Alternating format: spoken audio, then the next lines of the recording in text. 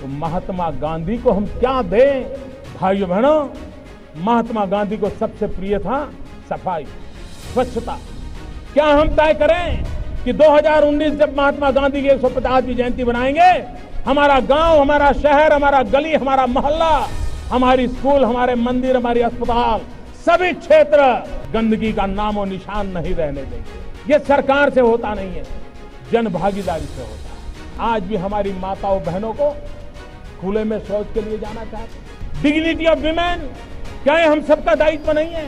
बेचारी गांव की मां बहनें अंधेरे का इंतजार करती हैं, जब तक अंधेरा नहीं जाता है वो शौच के लिए नहीं जा पाती। क्या हमारी मां बहनों को इज्जत के लिए हम कम से कम शौचालय का प्रबंध नहीं कर सकते हैं? और इसलिए स्वच्छ भारत का एक अभियान इसी 2 अक्टूबर से मुझे आरंभ करना है और 4 साल के भीतर भीतर हम इस काम को आगे बढ़ाना चाहते हैं। और एक काम तो मैं आज ही शुरू करना चाहता हूं, और वो है हिंदुस्तान की सभी स्कूलों में टॉयलेट हो, बच्चियों के लिए अलग टॉयलेट हो, तभी तो हमारी बच्चियां स्कूल छोड़ करके भागेगी नहीं। और मैं एमपी लेट फंड का जो उपयोग कर रहे हैं हमारे सांसद, उनसे आग्रह करता हूं, 1 साल के लिए आपका धन स्कूलों में टॉयलेट बनाने के लिए खर्च कीजिए। सरकार अपना बजट टॉयलेट बनाने में खर्च करे।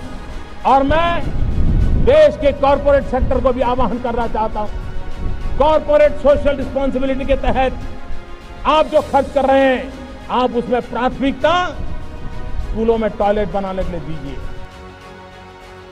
पहली बार उसमें बदलाव आया कि जिसमें प्रधानमंत्री कुछ दे नहीं रहा है, ज्यादा से ज्यादा सलाह दे रहा है और कह रहा है कि भाई हम सब ने स्वच्छ रहना चाहिए, स्वच्छता रखनी चाहिए। सरकार कुछ भी ना दे, लेकिन जनता कहती है, सारे सर्वे देख लीजिए, मीडिया के लोगों ने जितने सर्वे किए, हर एक में टॉप नंबर पर कोई स्कीम लोगों को पॉपुलर लगी है तो स्वच्छता लगी। इसका मतलब ये हुआ कि अब तक जो हिंदुस्तान में सोचा जाता था कि लोगों को कुछ मिले, वही लोगों को पसंद होता है, वो सोच हमने हमारे देश के सामर्थ्यवान नागरिकों के साथ अन्याय किया है। ऐसी सोच बना करके, ये वो लोग नहीं है मेरे देशवासी जो कुछ पाने की तलाश में होते हैं, वो तो कहते हैं कि हमें अवसर दो, हम कुछ करना चाहते हैं और ये करने की मिजाज।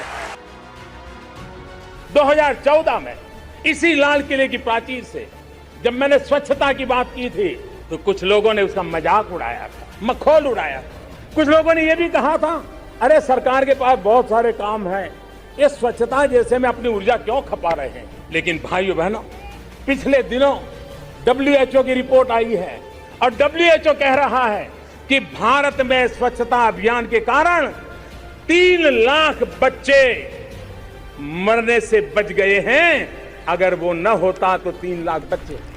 कौन हिंदुस्तानी होगा जिसको स्वच्छता में भागीदार बन करके इन 3 लाख बच्चों की जिंदगी बचाने का पुण्य पाने का अवसर न मिला। गरीब के 3 लाख बच्चों की जिंदगी बचना कितना बड़ा मानवता का काम है। विश्व संस्था इसको रिकॉग्नाइज कर रही है। साथियों, आज ग्रामीण भारत ने, वहां के लोगों ने खुद को खुले में शौच से मुक्त घोषित किया है। स्वेच्छा से, स्वप्रेरणा से और जन भागीदारी से चल रहे स्वच्छ भारत अभियान की ये शक्ति भी है और सफलता का स्रोत भी है। आज हमारी सफलता से दुनिया चकित है। आज पूरा विश्व हमें इसके लिए पुरस्कृत कर रहा है, सम्मान दे रहा है। 60 महीने में 60 करोड़ से अधिक आबादी को टॉयलेट की सुविधा देना, 11 करोड़ से ज्यादा शौचालयों का निर्माण, ये सुनकर विश्व अचंभित है। नमामि गंगे मिशन के तहत ही गंगा जी पर सैकड़ों घाटों का सुंदरीकरण ये किया जा रहा है। अब नमामि गंगे अभियान को एक नए स्तर पर ले जाया जा रहा है। गंगा जी की स्वच्छता के अलावा अब गंगा से सटे पूरे क्षेत्र की अर्थव्यवस्था और पर्यावरण के विकास पर भी फोकस है। मैं देश की इन उपलब्धियों पर हर भारतवासी को बधाई के साथ ही स्वच्छ भारत मिशन अर्बन 2.0 और अमृत 2.0 के लिए शुभकामनाएं देता हूं।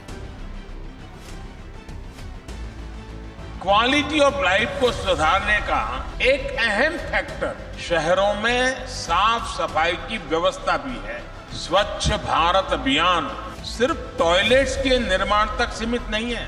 इस अभियान में वेस्ट मैनेजमेंट पर भी बहुत अधिक फोकस किया जा रहा है। हमारे शहरों में बड़े बड़े कचरे के पहाड़ बहुत बड़ी समस्या बन गए। अब ऐसे कूड़े के पहाड़ों को हटाने के लिए भी मिशन मोड पर काम चल रहा है और हम कचरे से कंचन यानी वेस्ट टू वेल्थ के मंत्र पर काम कर रहे हैं।